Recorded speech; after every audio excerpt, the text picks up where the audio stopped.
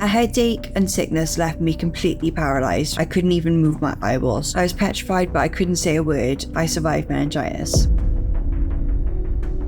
In 2022, in July, I'd been out all day at a music festival in my local town, and I initially thought it was sunstroke because it was the start of the massive heat wave over here. The headache was like the worst headache of my life. It was just so bad, like my eyes were so sensitive to light. I just could not lift my head off the pillow. I was in so much pain.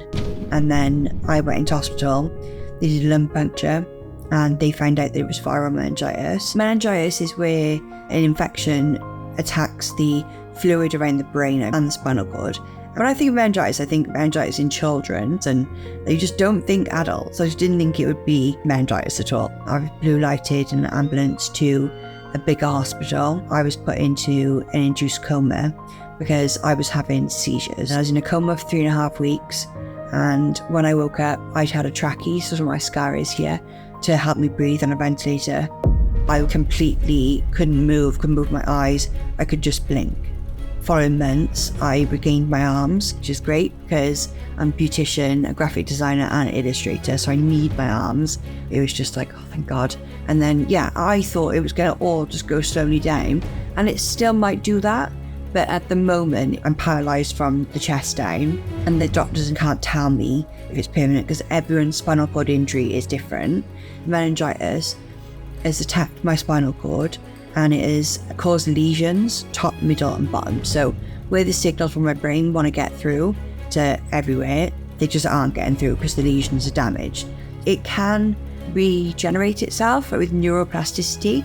That can happen, but they just can't say whether it will happen or won't happen. They've actually called me a medical mystery. The doctors don't know where the meningitis came from, which is really annoying because if I knew where it came from, I would avoid that next time. Before I contracted meningitis, I was just loving my life. I was going out with my friends, I was singing, I was dancing. I was so fit. I swam 22 miles in my local pool. I wasn't an unhealthy person. I have put on 4 stone since being in a wheelchair, but that's just purely for the fact I'm immobile now. Recovery-wise, I was in ITU for 94 days, coming off the ventilator and breathing for myself again. I'm regularly going to private physio now, and they're working on a stand frame where I put weight through my legs, so I'm not putting the weight through my legs, my bones are deteriorating. My message to people who have survived meningitis is just keep doing as much as you can to spread the word of how serious it can be. I know there are 8,000 cases of meningitis a year in the UK. I would like to inspire other people that there is life after a spinal cord injury, whether it be an accident or whether it be a virus or whatever it may be. It's hard, but anything worth doing is hard. So just gotta crack on with it. I am seen. Are you?